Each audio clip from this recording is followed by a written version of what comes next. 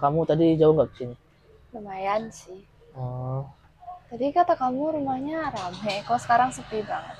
tadi sebenarnya rame sih, cuman udah pada pergi keluar. Tapi kalau semisalnya apa, kamu mau nggak? Mau ngapain dulu nih? Eh, nggak, maksudnya gini. Kalau semisalnya ada apa-apa, tapi ini aman kok. Semisalnya ada apa-apa, aku yang tanggung jawab. Eh, Kamu mau nggak sebenarnya? Enggak mau.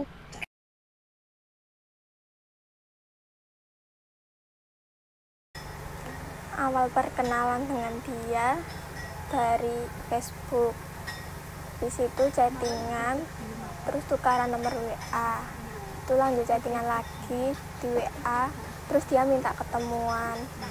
Di situ lanjut chattingan mesra. Setelah hubungan jalan 2 bulan, kita bermain melihat sunset. Di situ diajak ke rumahnya Diajak untuk ke rumahnya untuk berhubungan, Mbak. untuk berhubungan seksual. Tuh saya nggak tahu kalau rumahnya sepi.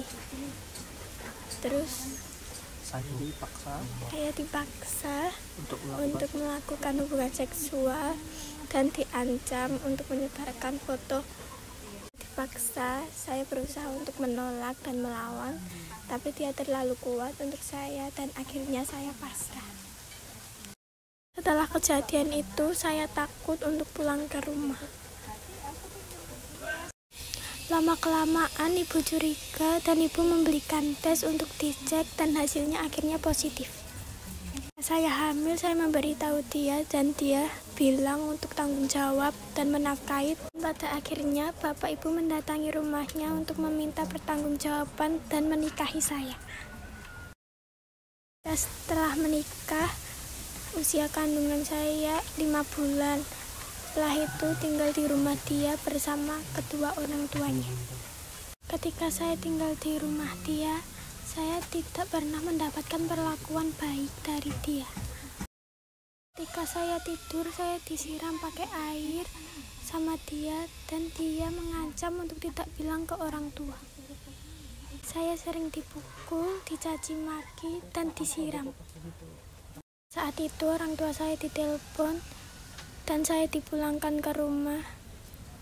Setelah itu, ibu dan bapak tidak mengizinkan saya untuk kembali lagi ke sana.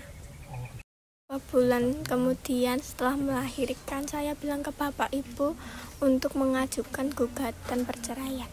Saya menerima semua ini. Saya membesarkan anak saya sendiri tanpa peran seorang ayah.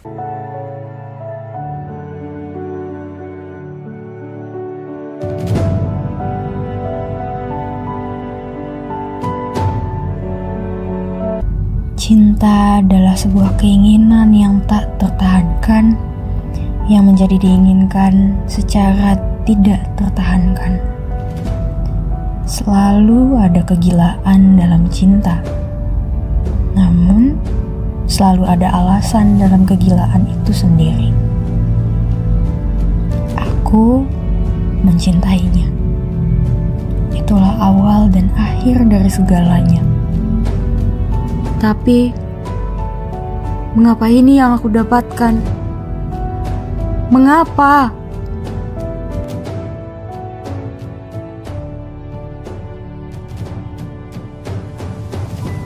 Perkenalkan, saya Fitri Haryani sebagai manajer divisi penanganan kasus kekerasan berbasis masyarakat di Spekham.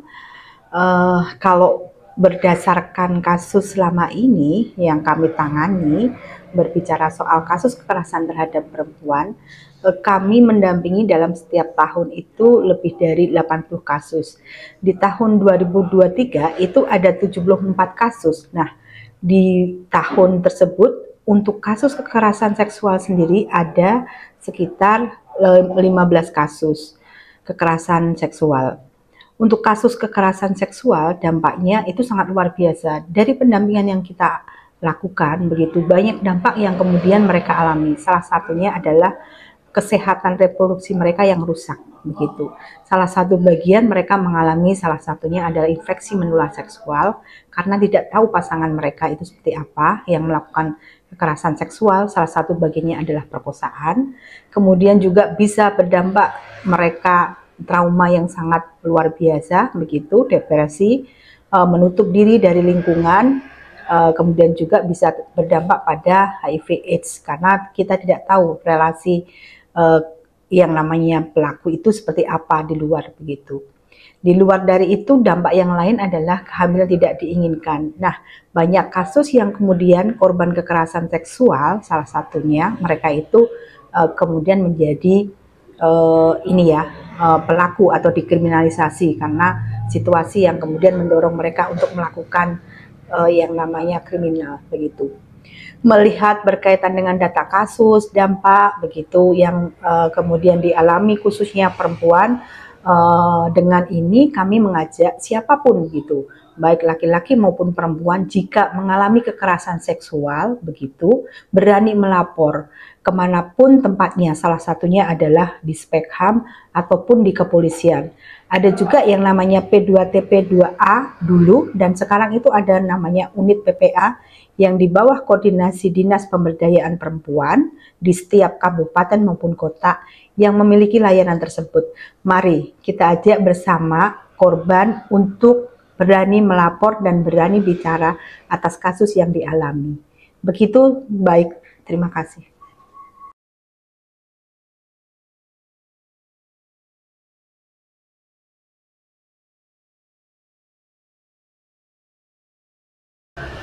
Saya Antonius Danang, Manajer Divisi Kesehatan Masyarakat Yayasan Spekham. Dalam menangani kasus-kasus kekerasan seksual yang berujung pada penularan HIV, Spekham selalu mengacu pada kerahasiaan klien yang datang dan menceritakan kekerasan yang dialami. Selanjutnya dilakukan asesmen terkait kebutuhan korban sendiri. Salah satunya adalah asesmen kesehatan. Ada beberapa kasus yang didapat dari hasil asesmen dan ditemukan mengarah ke penularan HIV. Maka Spekham langsung melakukan rujukan korban ke puskesmas dan rumah sakit untuk mendapatkan akses VCT atau tes HIV dan infeksi menular seksual. Dan kalau nanti korban dinyatakan positif HIV, bisa langsung diberikan pendampingan lanjutan dengan akses obat yang dinamakan antiretroviral atau ARV. Dampak psikologis yang dialami korban kekerasan biasanya menjadi tertutup, tidak mudah untuk bercerita, serta mengucilkan diri, dan bagi korban kekerasan seksual dan HIV mempunyai dampak sosial juga. Sebagian besar dia dikucilkan oleh masyarakat. Maka dalam melakukan upaya pencegahan baik bagi kekerasan seksual maupun HIV di kalangan remaja dan perempuan, Spekham melakukan sosialisasi dan penguatan pemahaman terkait dengan pencegahan kekerasan seksual dan kesehatan reproduksi di kalangan remaja sendiri. Dengan penguatan dari usia remaja, diharapkan proses-proses penanggulangan bisa dilakukan. Dan tentunya ini akan menjadi sebuah gerakan besar. Dan untuk menuju perempuan bebas kekerasan seksual dan HIV, Spekham melakukan kerjasama dengan pihak-pihak seperti unit PPA, kepolisian, rumah sakit, serta layanan sosial. Dengan menjalin kerjasama tersebut, maka akan mudah dan ringan dalam proses menangani kasus kekerasan seksual dan HIV yang dialami oleh perempuan, remaja, dan anak. Ya, saya Rahayu Purwa, Direktur Yayasan Solidaritas Perempuan untuk Kemanusiaan dan Hak Asasi Manusia atau biasa disebut dengan Spekham. Kami berdiri pasca reformasi tahun 1998, jadi sudah 26 tahun kami berdiri dan kantor kami ada di Kota Surakarta. Spekham bekerja untuk beberapa isu besar. Pertama, untuk pencegahan dan penanganan kekerasan. Kedua, kami bekerja untuk isu kesehatan reproduksi dan HIV/AIDS. Dan selanjutnya kami juga bekerja untuk isu ekonomi atau biasa disebut dengan sustainable livelihood. Kami bekerja untuk pencegahan kekerasan pada perempuan dengan pengelolaan sumber daya yang ada di masyarakat.